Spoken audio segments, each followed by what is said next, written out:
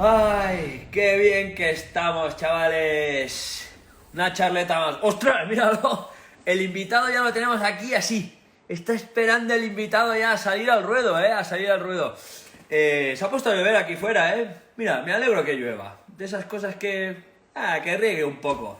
Que crezcan las ramas, que los senderos se vuelvan a convertir en senderos top. Que cuando salgamos va a ser esto, una macrase, que dice Purito, una macrase cuando podamos salir a rodar en bicicleta. Y para macrases, las que suele liar nuestro invitado, que monta unas macrases en los campeonatos del mundo, porque el tío lleva 3 campeonatos del mundo seguidos de descenso. Hoy tenemos al gran Loïc Bruni. Vamos a invitarlo a ver si entra y que nos explique qué hace un descender en el confinamiento, porque los de cross country realmente... Los de descenso, ¿qué hacen los de descenso? ¡Eh! ¡Salí champion! Hey! Ça va, José? Il fait froid ou quoi? Non, je voulais être un peu mystérieux. Ah, okay, anonymous. Let's make it in English. Let's make it in English. It's okay for you or not? Or Spanish? Spanish, va bien. Español va bien. Well, No va bien. No va bien. In Spanish, because actually since a year you are located in Spain, right? You made your headquarters. Yeah. Actually, Malena is officially in Spain, and I come and spend a lot of time with her in Cardedeu. In Cardedeu, it's a nice location for trailing and motocross, and it's a lot of big community there down there. So good for moto, for biking, and there is Tommy. There is a lot of people super fast and fit, so perfect for training, and I love it. So you came to Cardedeu because of love or because of training? Because of love, eh? Seems. Man, I don't know if you know, I'm a big romantic, but actually with Malena, because she's from Denmark, my girlfriend. We were like, okay, we're gonna go in the middle. We're gonna meet somewhere new for all of us, and then we decided Spain. We like Barcelona, and Cardedeu. By randomly, we were like, okay, let's try Cardedeu because it looks good. And then we went there, and there was Tommy, there was Alex Marin, a lot of people, Andreu. Andreu. Good choice. Exactly, Cardedeu. It's a long time ago. It was the only World Cup ever in Catalonia was in Llinars del Vallès, that actually is closed, and it's the location of Tommy Michel. Yes, he was a World Cup cross country. He was a World Cup. Yeah, with John Tomac and all the big pioneers from mountain bike. This is a long time ago. Long time ago. You know that John Tomac was my coach. When? In 2017. 2017, John Thomas was your coach. I didn't know it. I didn't know. Well, I know that his full focus in the career of his son Eli Tomac. Yeah. But and in the old times it was, well, John Thomas was a pioneer. Well, you know the history of John Thomas, a pioneer, mountain bike, cross country, downhill, and then he got his brand, and then he had a World Cup team with a successful guy with Claudio Calori was in racing in Tomac team, and then disappeared. So actually, he's coaching. Yeah, he's not coaching many people. Like he was coaching Aaron Gwyn in 2010, 11, 12. So he was very successful by then, and then he didn't want to coach anymore. And then because he knew who I was, and he was like, okay, we're gonna try to win World Cups and stuff. He was happy. And it worked. But it was not so easy because it's from America and it was hard. But I liked it. So now you have a coach, you have a trainer, or you have enough knowledge that now you are that you can make your own classes right now. I have a lot of knowledge. I don't have as much knowledge as you, but I have a little bit. But I'm not so good. If I want to stay focused and committed to my training, I need someone to help me. So I still have a coach, a really good coach who comes from the BMX. Okay. So he trains a lot of BMX guys, and I think it's a lot of similarities with downhill. So I like the training I'm doing, and I'm pretty strong. Absolutely. Yeah, I saw you. I saw you in your private spinning classes, coaching. Yesterday, I follow your spinning classes. Yeah. And well, but there is a lot of similar methods probably with the BMX, exactly, because in front of the gate, it's more or less it's only chrono, it's focus, and BMX is way more explosive and powerful, but we need that too. We just need it for a longer time, but we need that, so it's really good for me. And I got some big legs since then, and I think it's been good for me. I think. Ah, that's good. That's good. Yesterday I saw that you lift 170 kilos. That was fake, right? That was carton rings. I'm pretty sure it was carton rings. Nah, come on. I'm not Spanish. I do things for real, you know? Yeah. But I was so happy. I was so proud of myself. It was my maximum for a while, and I don't do full squats because it's too hard for the knees and stuff. And most of the people on Instagram, they were like, that's not a rep, that's not a real squat. And I was so happy that I got hurt. I was like, fuck you, Instagram. You know? I needed some happiness moments in these weird times, and I couldn't have it. People were saying I was not doing the normal reps, so I was mad. But it's okay. You know, those are haters. Those are haters that actually they are just jealous that they cannot even make a half a squat. So that's why they just complain. Okay, half a squat is half a squat, but it's just try to do it. It's not gonna be easy. You live in Laseu, no? I live in Puigcerdà. Puigcerdà actually is Túnel del Cadí on the right side, and it's on the way to Laseu. Yeah, on the way to Andorra to Laseu. Puigcerdà is a ski area. La Molina. Long time ago was also European Championships downhill. European Championships at the time that was existing European Championships. And not anymore. Existing European Championships downhill. It came back, but it's not so like prestigious anymore. No one does it, so. Okay, everybody wants to fight against you at the wall, so they say, okay.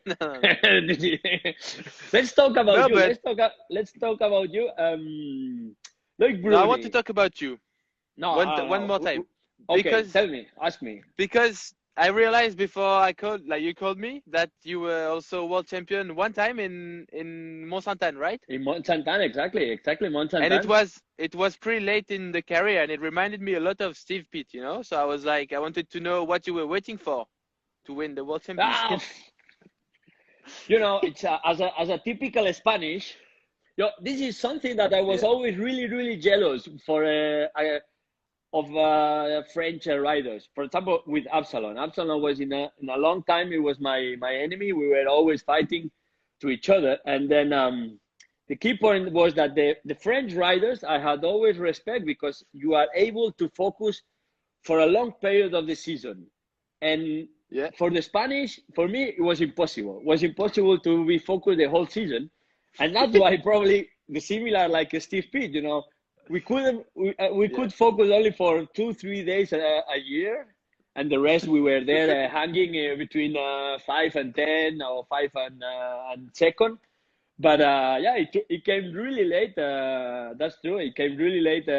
My world championships in 33, 34 years old. Actually, I was crying like a real small kid because I thought I will finish my career without the world championships. And for you, it's okay. For you, it's okay because you cry a little bit early. And in 2015, because it was like, okay, I want to win a World Cup. Then finally, you got it with 24 years old or even early. But for me, it was really hard because I thought, okay, this is the light of the tunnel. You know, it's 33, 34 years old. It's already the end of the tunnel, and I thought I couldn't make it. And then finally, I made it in one of my favorite course, World Cup course or World Circuit course. It looks so good. It looks super hard though. Super hard. Yeah, it was really hard. But that's a good compare with Steve Pitt. And Steve Pitt, when Steve Pitt won the World Championships in Canberra, I was there also in front of the finish. So it was a big moment for the sport. Cross So country good. and downhill, cross country and downhill. It was a lot of tears from Steve, but also from the community, because Okay. it was something that he really deserved, the World Yeah. Championship there. It was such a long time coming, and he was finally there, you know. So I Yeah, remember I was a exactly. kid, but I loved it. Exactly. It was always shooting the Diane, the Diane, Diana, but never on the spot. And actually, the first time that was really close was in Les Gates. Yeah. But in the last corner, he just he lost everything, and he had a big gap, and even like that, he finished in less than a second. That was a really close finish, World Championships. And he almost won in Val di Sole the year before Canberra, because he was second. Yeah. Just after G Atherton, so he was so close. Yeah, G Atherton, exactly. So Loïc Bruni, coming from a traditional mountain bike family or not really? Yeah. Traditional mountain bike family, because my mom is not riding, but my dad is riding a lot. He was doing the Mega Avalanche, you know, the Transvesibien, like a lot of different style of mountain biking. And I was going all the time with him, so I didn't have the choice so much, but I loved it. So you born in '94, and your father started to ride the World Championships in '97 in Bromont. I know the statistics. Ah, yeah. Okay. Oh, 97 was his first World Championships in Bromont, and then a couple of years after, he won in Bromont the World Championships in category 36, Master, 39, or something like that. Master, exactly. Yeah. But before, you know, if before he was a mountain biker, obviously, before, or not? No. Before that, he was a moto guy. He was doing enduro moto, so he was like national champion. He was really good, but it was hard to make good money with enduro. So he was like, it cost some money, and there's so much stuff to do with the family now because he had kids. He was okay. I stop, and then I will see. And then mountain bike came around the same times in the 90s, I think. You must know better than me. Yeah. And when what do you mean that I'm a dinosaur or what? You're a dinosaur from the 90s. I have no hair here, but I'm not really old. You have a lot of hair. I wish when I'm your age, I have still my hair, because they are. No, I went to Turkey. For some implants. It's fake. Fake. Yeah, I'm putting money on the side for that when I'm older, so I have. Exactly. So yeah, 10,000. Not too bad. In the 90s, it was at the beginning when Nico, Fabien, like they was growing up, and it was with them going to the races and stuff. So he was riding with really fast kids, and he got pretty fast, so he loved it. So he belongs to the community of Nico, Lanyo, Guillaume Koch, Taillefer, all these. He's from the same generation. He was a bit older, but he started with all of these guys, and they were all like Taillefer, Vouilloz. They were all way faster, but he had a normal work, and he was doing it for fun, so he was pretty happy with it, and he's still riding. Like last year in Mont Saint-Anne too, he won the Masters again, 55 again. Plus, this 20 is years later, 10th. Then last year was the 10th medal, or 9 medals. 9 or 10? I think it's 9-time world champion and maybe 10 medals. Unbelievable. Is that your goal? No. I think I will try to ride for as long as I can, but I feel like racing at this level is super hard also, you know. You must cross country, it's even harder, I think, for training and stuff. So I enjoy it so far, but I know sometimes it's too much, and I'm looking forward also to be a bit more chilling when I'm 35, and ride for fun, maybe do some trips, but don't suffer so much. So you're obviously your idol is your father, for sure. Well, it's I think in the family. But what was your inspiration in the beginning of your career? Nicolas Vouilloz, because he was close to you, or you haven't seen him racing a lot, so I didn't, about the results. I knew about Nico. Everyone knew about Nico, so I was a little bit young when he was finishing his career, and when I actually start getting into mountain bike, it was Fabien who was winning world championships in 04 and 05. Yeah. So it was my big like wow, The so poster. good, you know. You had the poster in the room. A lot of posters, and he knew my dad, so I was able to speak with him sometimes. I was like, yeah. Exactly. So it was super nice. And when I grew up a bit more, I started to really enjoy styles of the Australians and New Zealand riders. So Sam Hill and Sam Blenkinsops. And from then I was a bit more Nathan Rennie and company. Yeah. So I got from fully French inspiration to a lot of Oceania, where I really liked the vibe. And Blanky was my biggest idol, and I got to sign in the same team as him for my first year in junior. Yeah, exactly. So I was so happy. I was exactly. Like, yeah!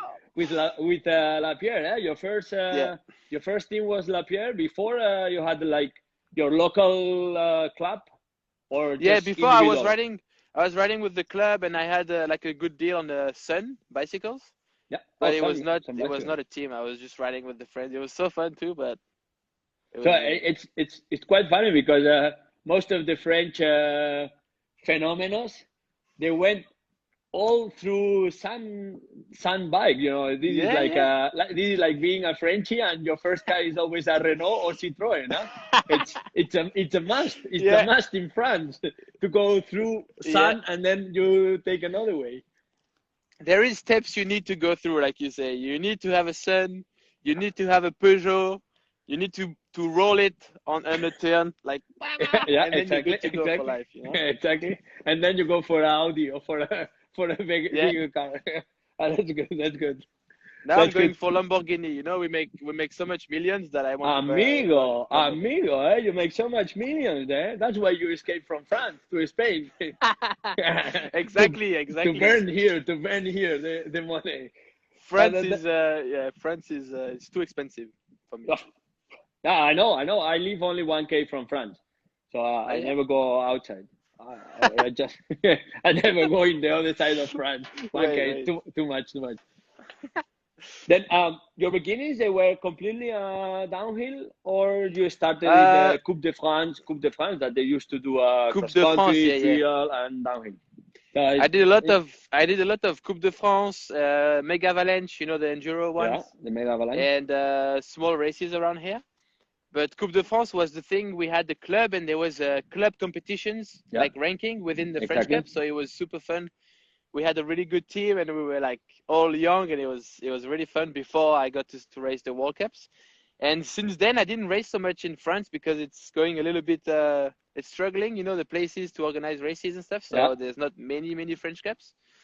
But I miss the old times, you know, when you ride just for fun. Sometimes I like when you're pro, you ride for fun because you like it, but then it becomes your work, and then you ride for the sponsors, and you ride for you first, but also carrying all the people behind you. So I miss that period sometimes. Well, that period was a funny one for sure. We can see you, but in that period you also build your team because, like you say, you signed for the first time for your first team, Lapierre, that actually was Laurent. Laurent was there, and Lagneau and Jack.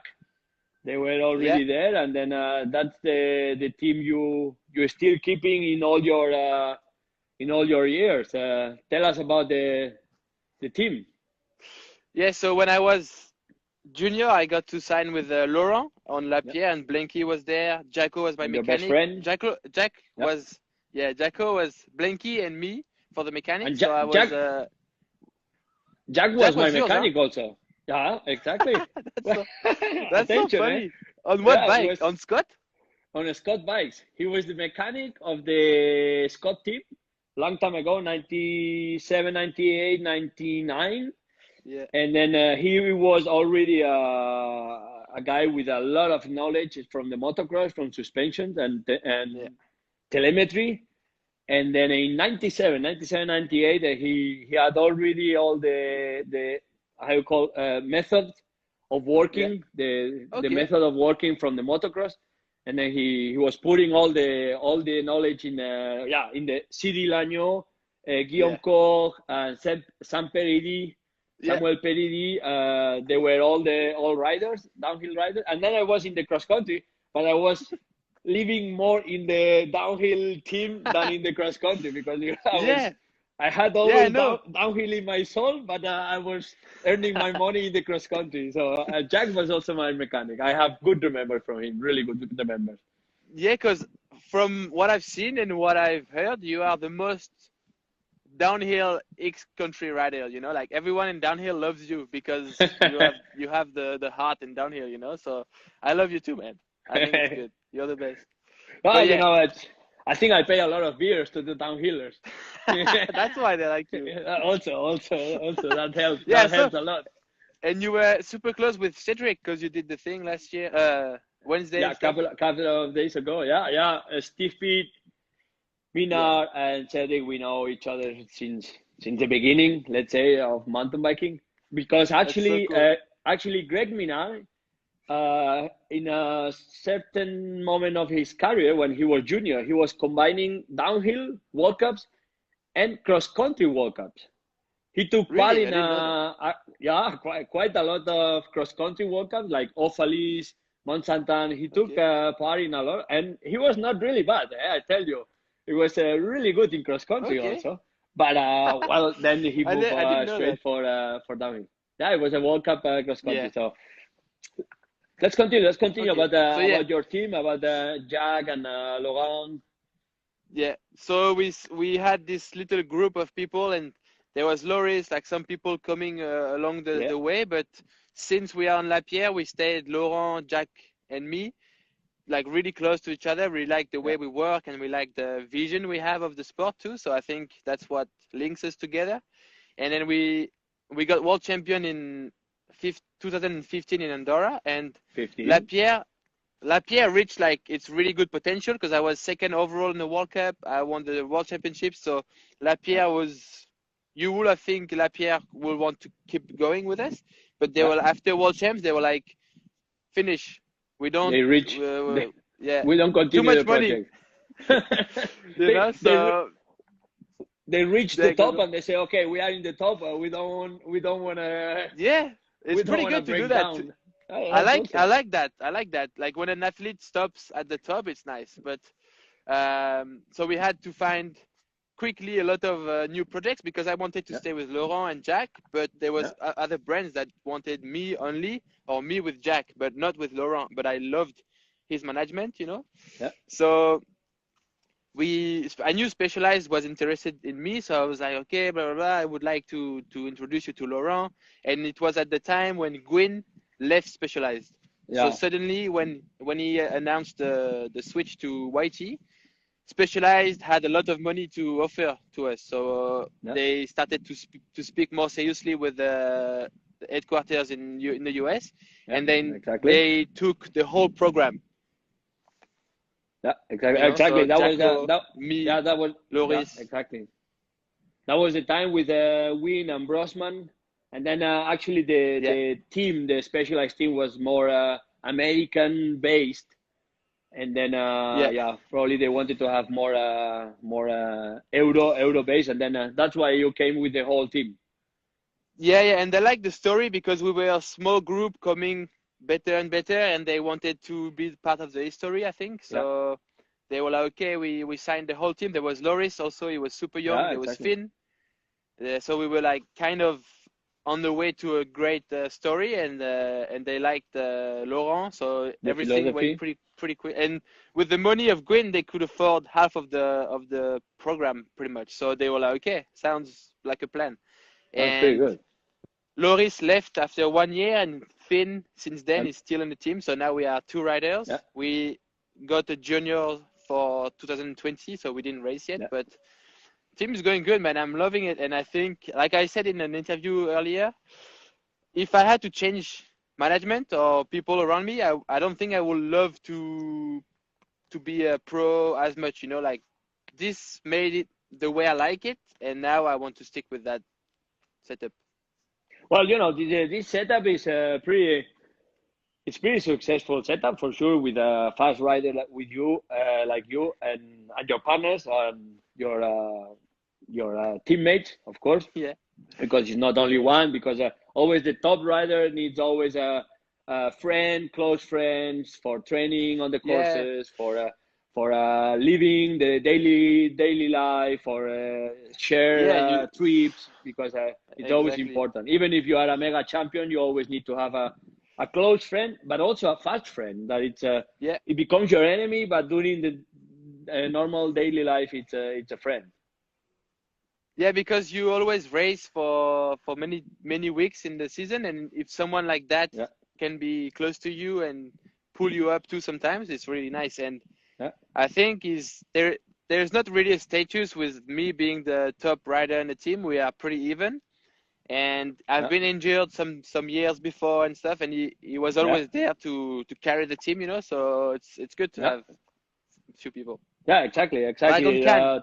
There is a guy. Sorry. Hey, there's a guy talking about a trail. Who is the guy? He's talking about a trail in Cardedeu, and I have the KOM on Tommy. Ooh. Hey, then I have to go. I made it, the Dragon Can. I made it. I have to go then. Oh, of course. You are the creator of No. Creator is Tommy and Ismael Ventura. Ventura. They are the two creators. But I ride that trail. It's it's like a classic. So if you are in Barcelona or around, you have to go to Dragon Can in Cardedeu.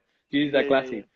So we have to go all the Spanish Armada and kill your KOM, because cannot be that French comes. You can't, man.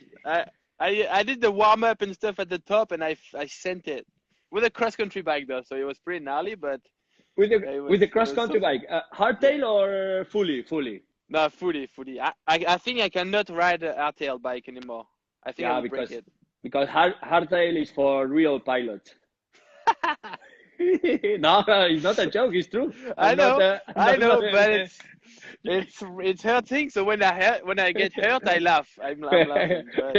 You have to ask Malen. You have to ask Malen, because the girls, they are specialists in hardtail bikes, and man.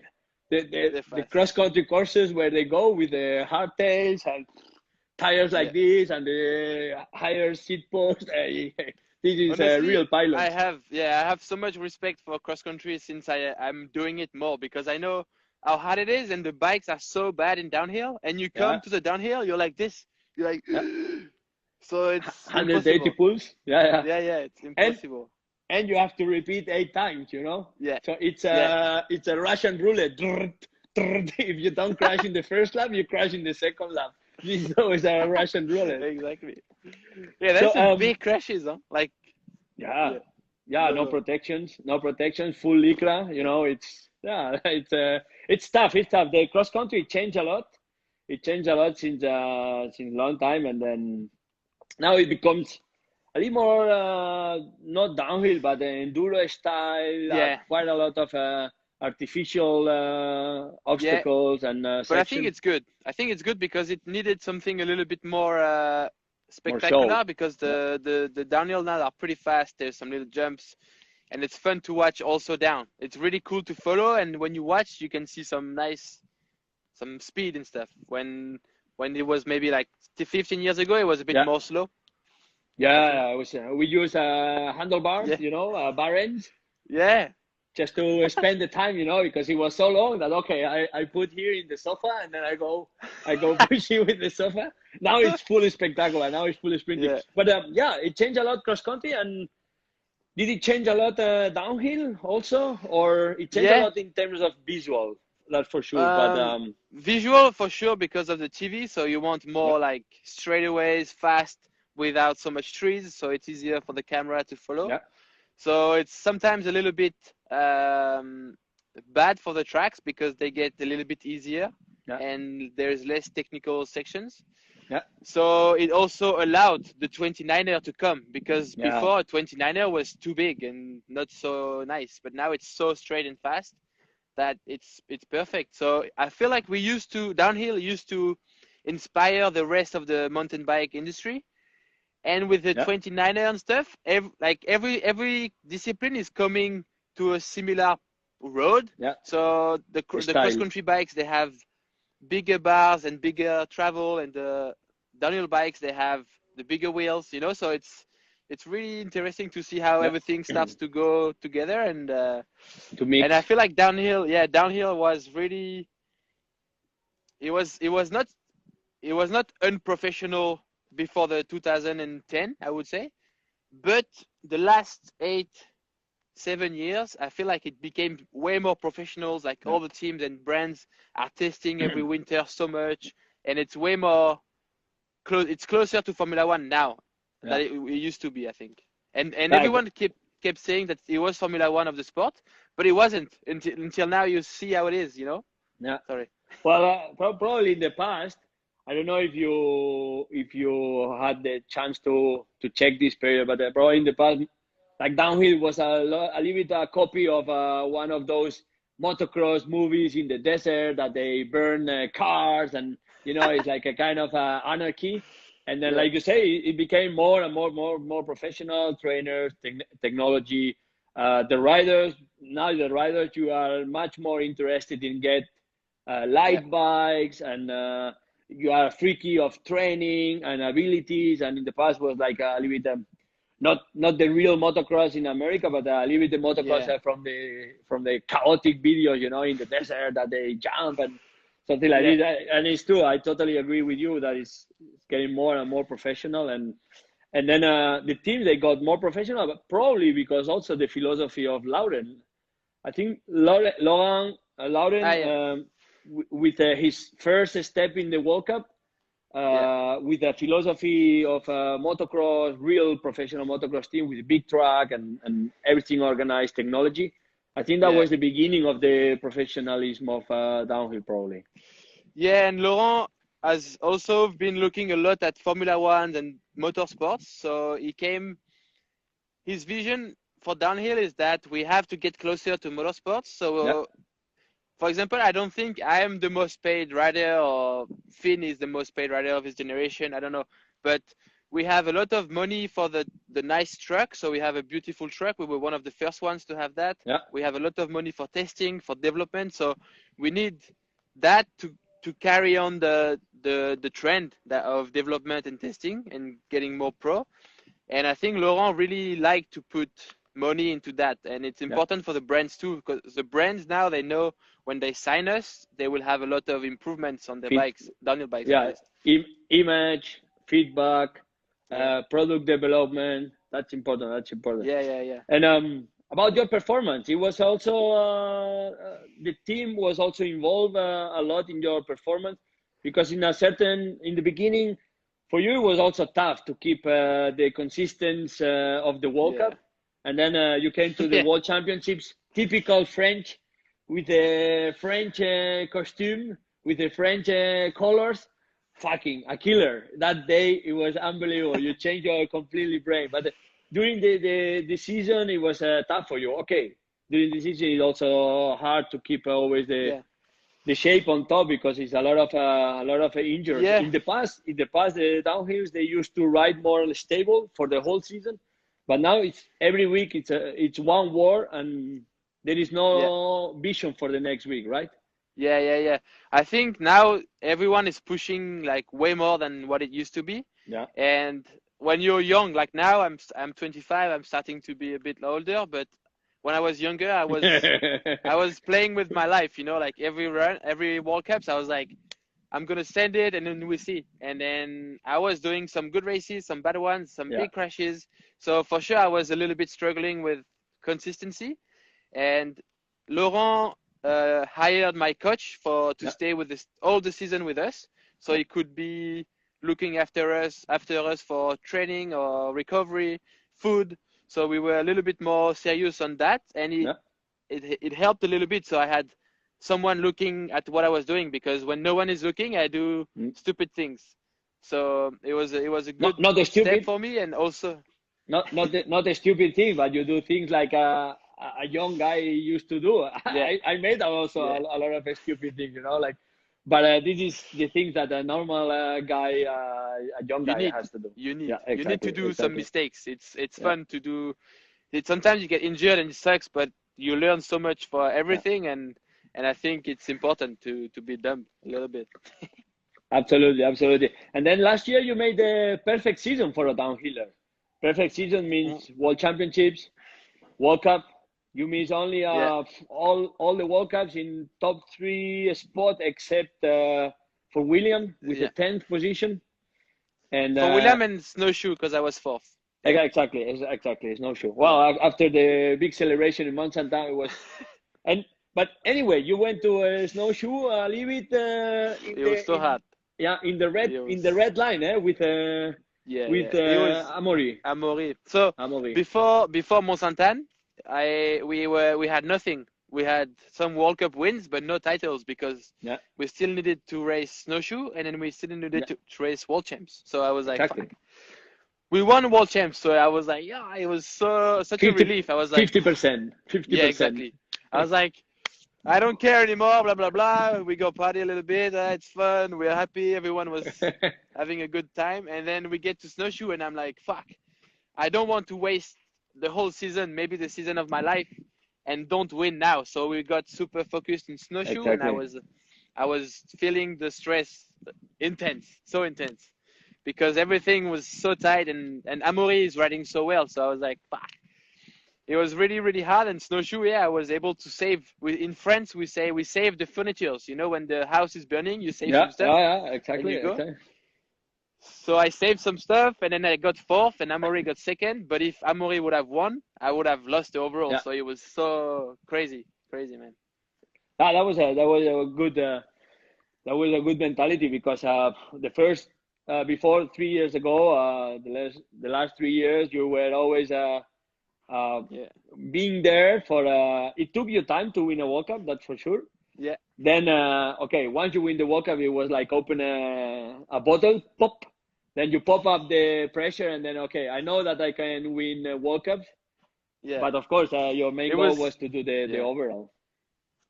It was super hard to win a World Cup. I don't know why. It took me like 4 years, but then to win the season, so the overall, it's even harder, because you need to win 1 or 2 or stay so consistent. So I was able to win maybe a race every year, but after that I would get injured, or I will have a flat tire, or I will be so inconsistent until last year. So it was also, it's not only with the team, it's also who I try to find around me. So the coach I have now, the mental psychologist I have now, so the people around me start also to know me so well that they help me better, and it's good. It's looking good. And now we are in the position that actually with the job is done for you last year. A perfect season, winning the big titles at the end of the season, like you say, in 2 weeks, in 2 weeks difference, because last year was like everything, and then decided in 2 weeks or 2 weekends. And now starting a season, you had big expectations again, training a lot. We saw you in winter, with a focus and with a feeling that now I can do a World Cup consistent. Now I can do the World Championship again, and then everything collapsed. So right now, cross country riders, road riders, we have rollers, and we have indoor cycling, but for a downhiller, how you manage this situation? You make spinning classes, man. Spinning classes, but hey, they're pretty tough, with one hand, with one leg. It's actually good training. It's good training. But no, I know Malena, she's been training well with the rollers. For cross country, it's a bit easier because it's more physical, I would say. Even though you still need some skills, it's a lot on the legs and the fitness. And for us, there is fitness, but it's like maybe 50%, and the rest is also bike setups, mental training, speed, mental, like spirit, like mindset, speed, commitment, technical skills. And so far, all these things, they are fucked, because mentally, mentally, I think it's normal for most of us to be a bit sad at the moment. Mentally, you had always problems mentally, so it's not something like Cedric Gracia. Mentally, I had always problems, so why I should improve? Yeah, for sure. I think if we had the same psychiatrist, you would be the one with troubles. I would be the normal one. But yeah, it's super hard to train, and I feel like I'm not training at the moment. I decided to stop trying to be productive. I'm just maintaining my fitness. So I have a home gym. I do some stuff here, but Yeah. it's going to take a lot of time to build the speed again. So it's really hard because I see Americans, English, a lot of countries still able to ride. So I'm like, fuck, it makes me jealous, and I'm like, okay, stay cool, Loïc. When you're gonna be able to ride again, it's gonna be a process. Because if I try to ride like I used to in February, I'm gonna injure myself. So I have to be smart. We all have to be smart for once. So we'll see. And it's even a tough period because you say, okay, Americans they can ride, Swiss, Germans. So, okay, you say, okay, I take my car, I take a plane, and I go and I live for a month there, but it's not even possible to get out of here. No, it's too hard, and in Spain it's the same or worse than France. So I don't even. You don't even try. You don't try. You can go to Andorra actually. You can go to Andorra. Andorra they open a little bit the quarantine, so they can go outside with the dog. The thing, that's I need to buy a dog. Someone give me a dog. Quick. I rent you. I have a dog. I have a Hey, actually, I have a dog and 2 kids. I rent. This is the only 3 cases that you are allowed to go outside, so I can rent. Yeah, I don't want the kids. I take the dog, man. But actually, I have an apartment in Andorra. I'm living in Andorra officially, So I would like to go there, but I only have a small apartment. And I don't have the Wi-Fi. Like I'm a little bit old school there, so and I don't know many people, so I'm scared to get crazy. I think you have a cave. You don't have an apartment. you have a cave in Andorra. But no. But the thing here, even here, I don't have a good Wi-Fi because I don't know what's happening. Everyone is going on Netflix and websites, and I can't have Wi-Fi. It's what. And just a couple of questions and then I let you go because seems that you are really busy. Seems that you are really busy right now. But I'm so happy you decided to speak with me. I like you. I like your. Thank you. You're legend. So I'm happy thank you. To speak with you. I wanted to do the chat. We call it Charleta. Charleta is like a chat in English, but we could do it in French. But my French is a little bit. Limit. I learned a lot from the Frenchies, and I have some words that they are really on the limit to use in the public. Yeah, but when you were speaking to me on Instagram, your French was impressive. So if you want, we can speak in French. I leave it. Merci beaucoup. So, what about your hobbies? I heard that one of your hobbies is a moto trial. No, who told you that? Is that Rob Warner? Rob Warner, he told me, and Tony Bow told me. But, hey, okay, it's a future ahead of you, eh? Yeah. Tony, I bought a trial moto in Andorra maybe 5 months ago. I was like, okay, I'm gonna try. It's fun for training. So I got it and I rode maybe 3 times. And then Rob comes to my house and he's like, okay, let's go. We ride with Tony Boo. Tony Bow. And so I was like, fuck, I cannot ride the trial bike. I don't want to come. Like the guy is the best in the world forever. The best ever. 23 world championships. 23. So, no, 26, no? Well, 23 plus indoor plus outdoor. Yeah. I don't know. He has plenty of tones. So I did a day with them, and they were so much better than me. So I cannot say it's a hobby. I like it, but I'm super bad. I'm sorry, I'm super bad. Hey, you have to meet him. The next time you are in Andorra, we make a meeting together because Tony is really good in downhill, in mountain biking. Yeah, really good. I've been with him in Bainor at the bike park. Okay. We've been riding, and man, he's fast and jumping all the lines and La Comensal. Hey, this guy has but talented. This guy is good at everything. It's so crazy. I cannot understand. I'm like people with talent. Are you good at something else than biking? I'm only good at biking. I was in biking. I lost talent now. Since I retired, I lost talent.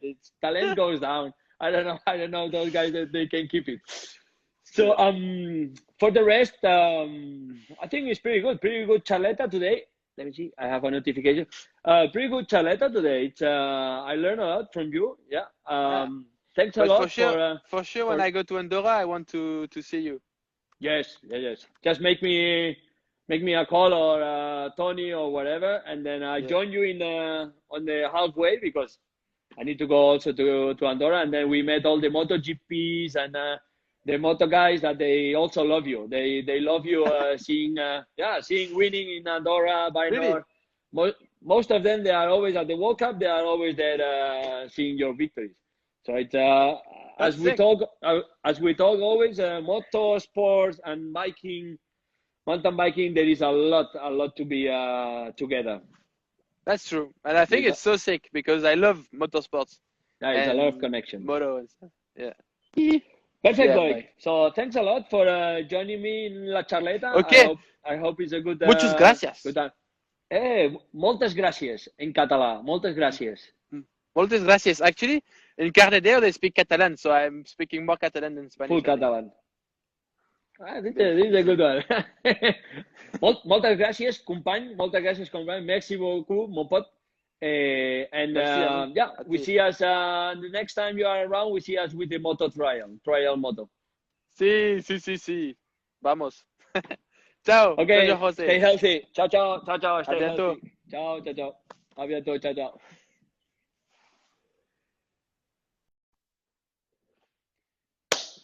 Y aquí lo tenemos, al Loïc Bruni, macho, al campeón del mundo de descenso, 3 veces campeón del mundo, campeón de la Copa del Mundo, un fenómeno. Francés con bastante personalidad y mentalidad española, latino, así un tío divertido.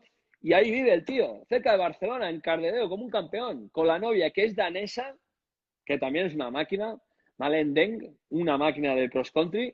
Y los tíos viven ahí todo tranquilos. Y nosotros a veces mirando ahí para Hollywood, para América, y resulta que los tenemos todos aquí, alrededor nuestro. Y no, que a veces no apreciamos lo que tenemos. ¿De acuerdo? Así que ya sabéis, cambiamos de charleta. Mañana nos toca un carretero, un rutero, también 3 veces campeón del mundo. A ver si lo adivináis. Pero este es de aquí, nuestro. Óscar. Mañana tenemos a Óscar Freire.